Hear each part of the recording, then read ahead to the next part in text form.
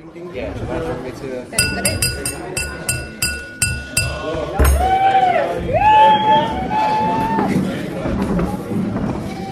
Good afternoon, everybody. For those of you who don't know me, my name's Sean. I'm the very proud father of a beautiful bride.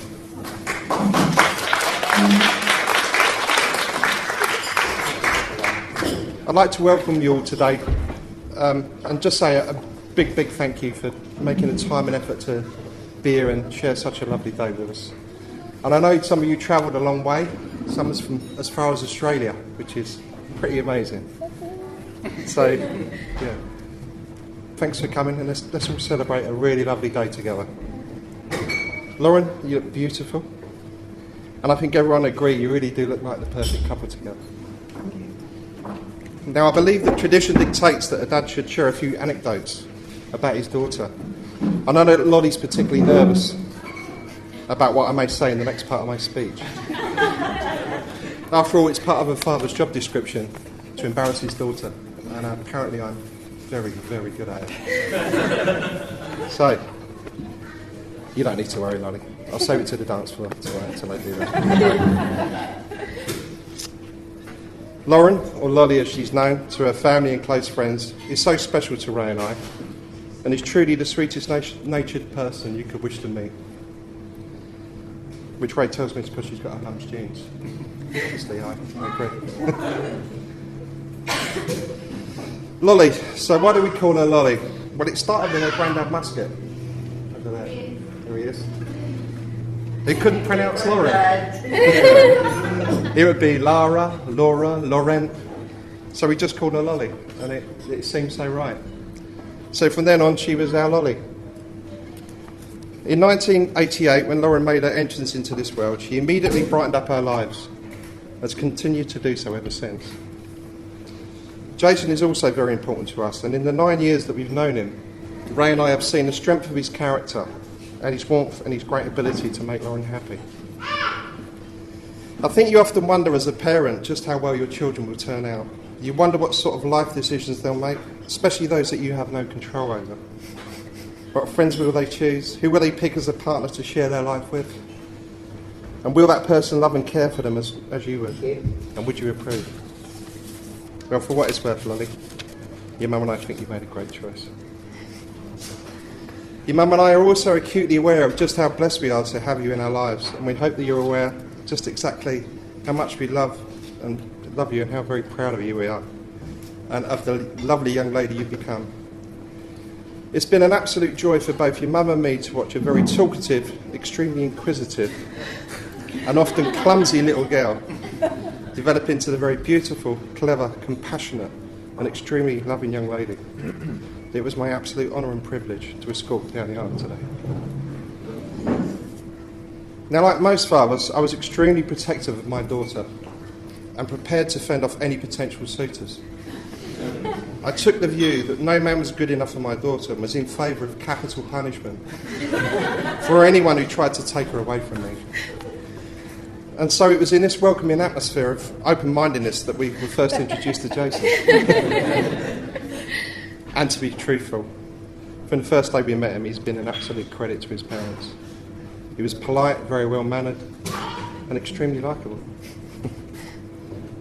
I think I'm supposed to welcome Jason into family at this point. But the truth is that he's been like family to us from day one. By that I mean he leaves his clothes all over the house, stays in bed till midday, and he drinks all my booze.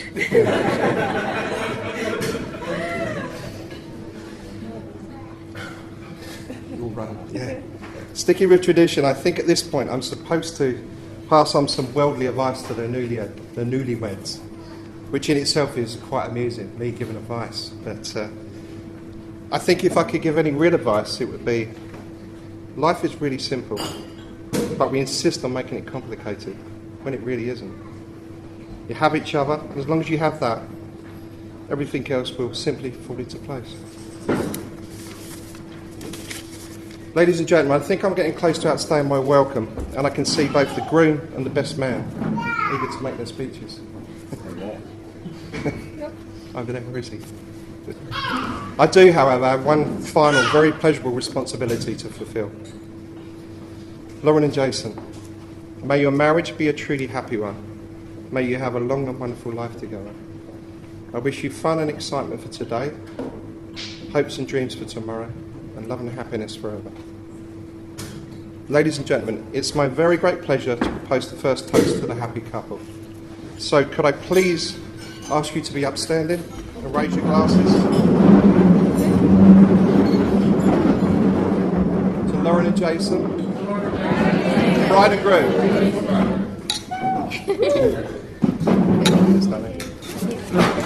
Well, have you done?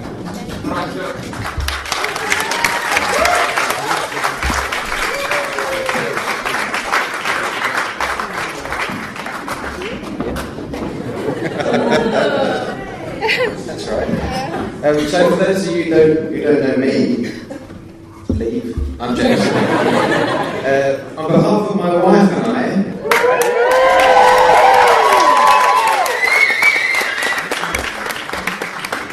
I'd like to thank you all for joining us to celebrate our wedding day. Our day wouldn't be complete without each of you.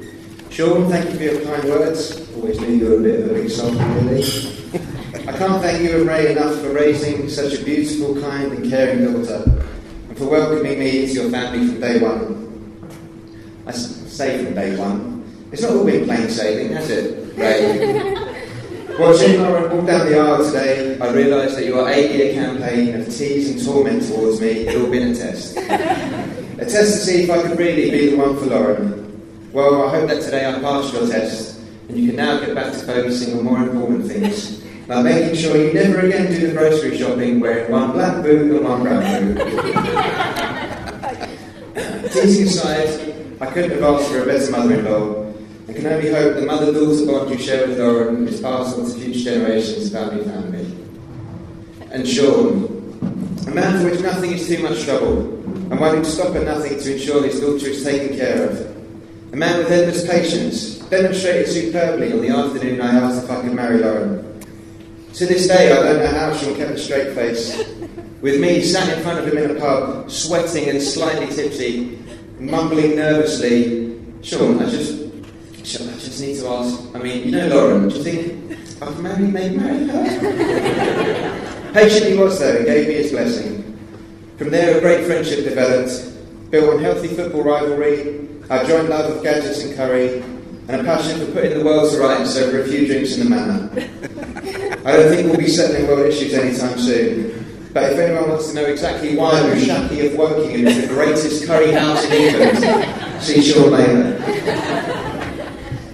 And Mum and Dad, I don't have anywhere near long enough to thank you both for everything you've done for me and for helping make today possible. We really couldn't have done it without both of you.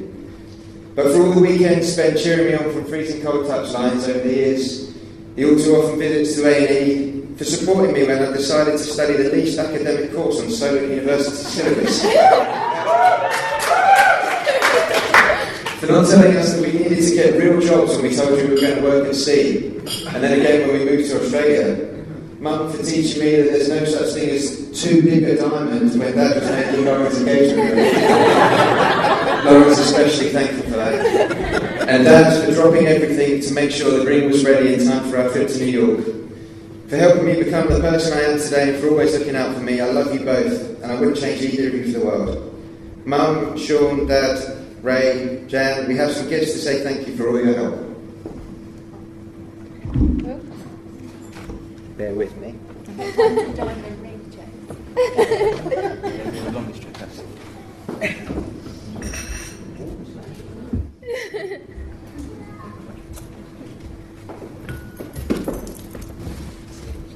You were just saying yes. Serenade you. Work. That's my face.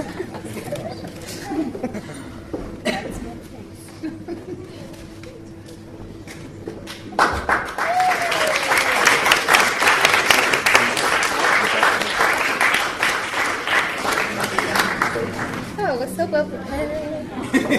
Yeah, I'll do that. Yeah? Yes. Thank you very much. Thank you very much. Right, everyone? Oh. That'll help. To my mum, my dad, my new mother and father-in-law, to the mums and dads. Mums and dads. A big thank you must also go to the bridesmaids and maid of honour.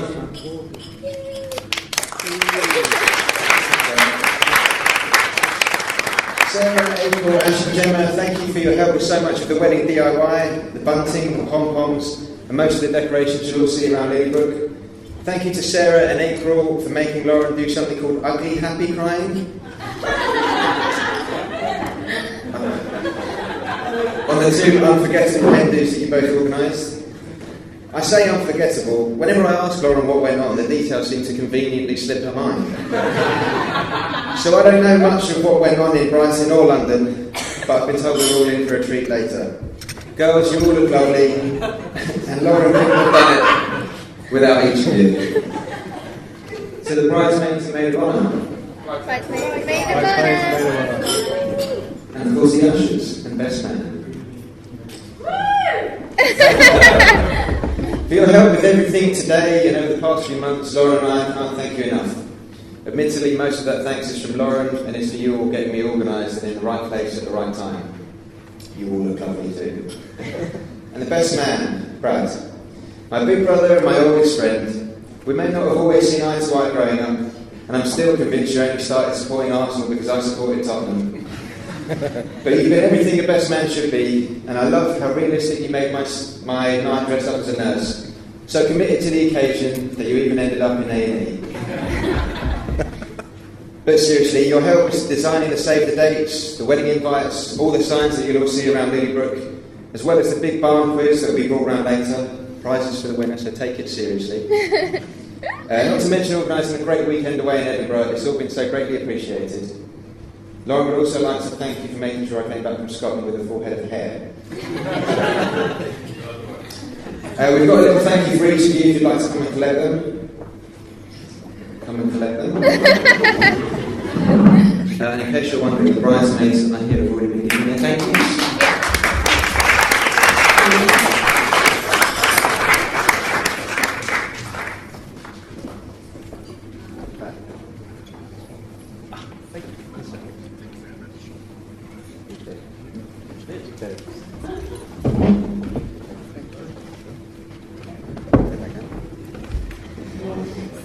To the ushers and best man.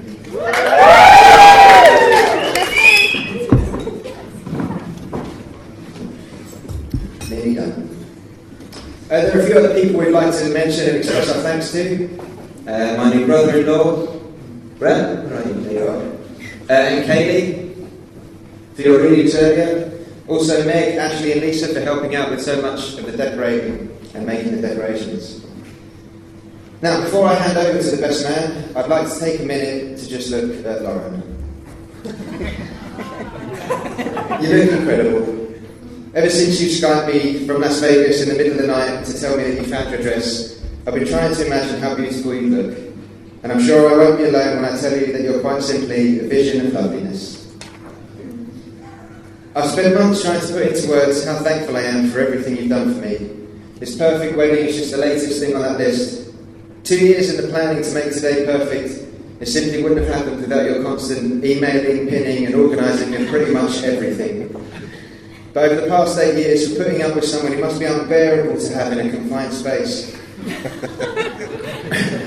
Whether it's when we lived on a cruise ship in a cabin no bigger than a shoebox, or in our tiny flat in Australia that we shared with 5 other people. You've been there for me whenever I've needed you, ever the optimist, always by my side and always able to make me smile. I can only hope it's because I make you as happy as you make me. Lauren and I first met 10 years ago at university. The moment I saw her, I knew she was the one for me. And what more could this most beautiful, intelligent, well-spoken, Ascot-born, dedicated follower of fashion want than a long-haired, pierced-eared, scruffy bartender from London, whose beaten up Ford Fiesta only had one working door? Surely she'd fall for me, right? Well, lucky for me, Lauren got in through that one working car door, and the rest is history. We graduated together and travelled the world together, twice, and there's no one I'd rather have seen it all with, or whose side I'd rather have been standing next to this afternoon. I can't wait to see where our next adventure takes us. As long as we're there together, both smiling, I'll be a happy husband for life. I read that you shouldn't marry someone you can live with. You should marry the one person that you can't live without. That's exactly what I've done today. Lauren, you have a heart of pure gold. Not a day goes by that I don't smile at a memory we've shared together, or find myself laughing on the tube to work thinking about something we've done the day before. I found the person that I can't live without, a best friend and somebody to love. And secretly, as I said, from the day we met, I always knew I would end up with you. To my gorgeous wife, to our good health and happiness, today, together and always, the strongest and sweetest songs yet remain to be sung. To the very beautiful and always wonderful Mrs. Lauren Kay. Thank you.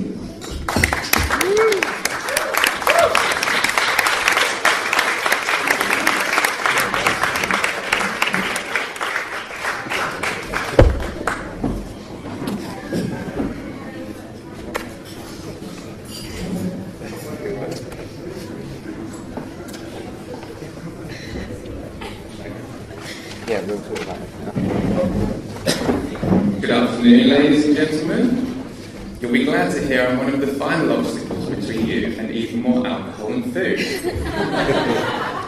Now, if there's anyone here who's feeling nervous, apprehensive, or queasy at the thought of what lies ahead, you've probably just married Jason Kay.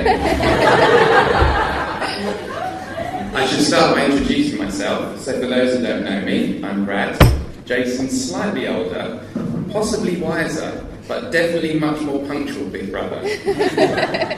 I'm also his best man, although whether he still feels that way by the time I'm through with this speech is something we're all going to find out together in a few minutes' time. I'd like to take a moment to say congratulations to the brand new Mr. and Mrs. Kay.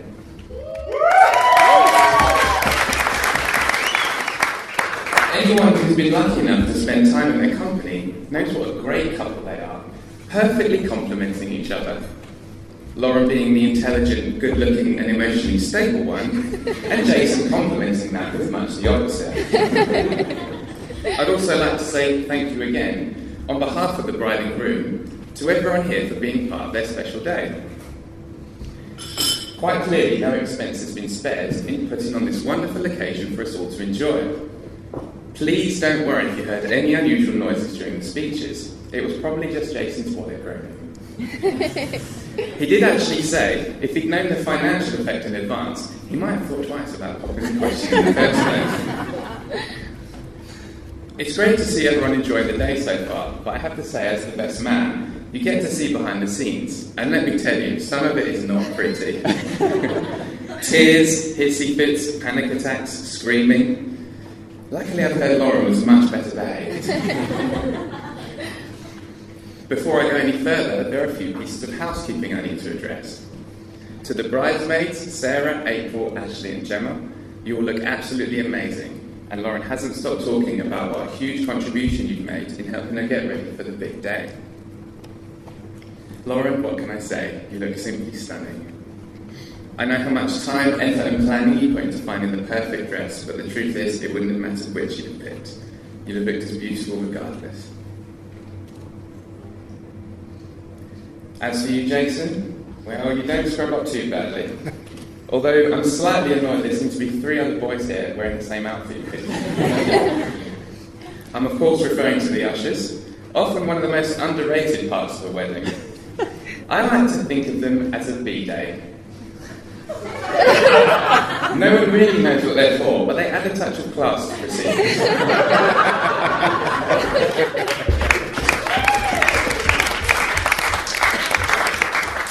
Even though they do sometimes get a bum in their face. The less said about the SAG weekend, though, is probably for the better. Marco, Pradgett and Matt, you've been outstanding the whole way through, so thank you from both myself and Jason. Now we come to the part of the speech I know Jason's been looking forward to ever since he asked me to be best man 18 months ago. The tribute to the groom. I'm probably in a better position than most, after all. Jason's almost been like a brother to me. It's been a challenge to put into words just how proud and honoured I am to be able to represent Jason on the most important day of his life, just as he was involved in mine. That's right, 3 years ago he was there, stood by my side, helping me successfully assemble my new bed. It really was a magical day. A bit of a surprise too, in all honesty, because Jason's not always been the greatest handyman.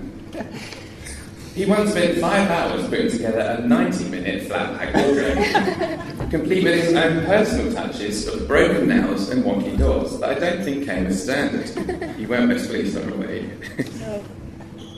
All the time he dropped a halting of paint down our mum Lisa's stairs whilst trying to redecorate his bedroom. Those that know our mum may be aware she's not the biggest fan of an untidy house. Hello mum, by the way. When he's not flexing his rather questionable DIY muscles, Jason loves to keep fit and healthy. Unfortunately, this does sometimes result in the odd trip to A&E. If he's not breaking his leg at football, you'll probably find him spraining his ankle at football, twisting his knee at football, or tearing his calf muscle at football. Most of the London hospitals don't even ask for his date of birth as a security measure anymore. They just say, "Oh, hello, Jason, what's wrong this time?" As Jace mentioned, neither of us have had the best of luck when it comes to visiting the doctors. Once when we were very young, we were taken to get holiday vaccinations. Yes, it's going to be a good one. Being the thoughtful person that she is, our mum had given us a Mars bar each to take our minds off the fact we're about to get a sharp pain in the backside. When it was Jason's turn, I decided to help by shoving the whole bar into his mouth to stop his screams from the needle. Rather than eat it, it somehow ended up squirting out of his nose. I've never looked at a Play-Doh machine in the same way again. That incident doesn't seem to have put him off Mars bars though. In fact, he does to this day have something of a sweet tooth. His classic favourite though is eating 2 whole boxes of Jaffa cakes in one sitting, which I've seen him achieve at least 3 times in our lives. That's 24 individual Jaffa cakes, people, in one sitting. It's just as well you've been to the gym every day in the lead up to this afternoon, or that suit might have been a bit more snug-fitted. When he's not injuring himself, dropping things and paint downstairs, or enjoying a sweet treat, Jason likes to travel about a bit. In recent years, he and Lauren have been to Australia, Iceland, New York, New Zealand, and Thailand, to name a few. Some very romantic places. They say travel broadens the mind, and Lauren, I have to say, seeing you agree to spend the rest of your life with my brother earlier today, that you must be very broad-minded indeed. I know you'll both be adding another stamp on your passports when you head off to Disney World on your honeymoon next week, and I can't think of a more fitting way for you to start the next chapter of your fairy tale. Jason, the whole family is extremely proud of you. You've met and married an amazing and very special person, and I think everyone here would agree with me that you and Lauren make the perfect couple. If they don't, I think they may have missed their chance at the ceremony. Lauren, you've been a great friend over the years, giving me top-notch fashion advice, and clearly you have good taste. Our scary movie notes, even if you do sometimes watch them through your fingers. And providing insider info on the ladies. That's still a work in progress, by the way. In fact, we may need to have a chat later about my options for this evening. We've only ever had one slight bump in the road, haven't we? When I almost poisoned you with an almond cake that gave you an allergic reaction. In my defence, I did warn you and you went for it anyway. I take it as a great compliment you were willing to risk your health for my meager culinary skills. Growing up, I always wanted a sister. And although Jason tried his very best with his hair straighteners and his ear piercings, he never really made the grade. So I can't tell you how happy I am to have gained a wonderful sister in you. As for you, Jason, well, it's pretty much impossible to summarise the 28 years I've known you in what I've been made to promise to keep a strictly 5 to 10 minute speech. What I would like to say is that over the years, you've been the best anyone could hope for in a brother, a housemate, a colleague, and the most supportive of friends. All that's left for me to do now is to offer you both the traditional best man's wish of good luck, good health, and much happiness. And with that, could I please ask everyone to stand with me and raise your glasses?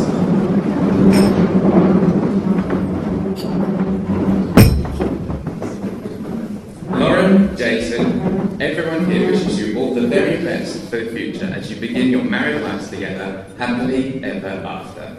Ladies and gentlemen, your bride and groom, to Lauren and Jason.